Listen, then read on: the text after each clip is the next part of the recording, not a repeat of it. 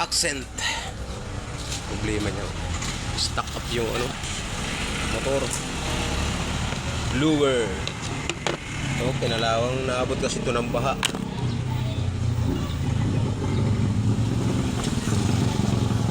Ngayon try natin linisan.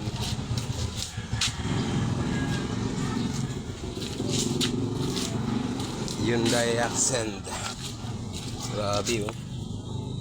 Pag nababa talaga ang babad sa baha. Ayan. Sobrang tigas na ikutin ito.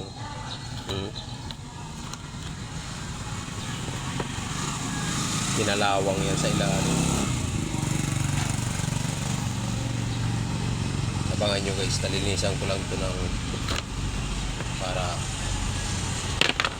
paganahin natin kung kaya pa. Ito yung mga isang dahilan ng hindi gumagana yung 1, 2, 3 kasi putol na yung contact niya dito sa may resistor block. Ayan, putol na.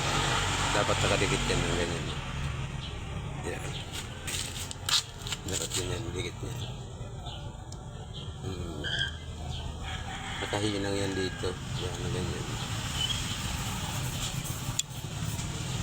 Wala na siyang contact, kaya hindi na gumagana na lang yung 4. Yung 1, 2, 3 niya wala na. Ngayon naayos natin yung blower guys. Mamaya testingin natin to, idikit natin to kasi ganito ang problema pag nabaha. I-try natin itong i-dikit. Yan, tapos start natin.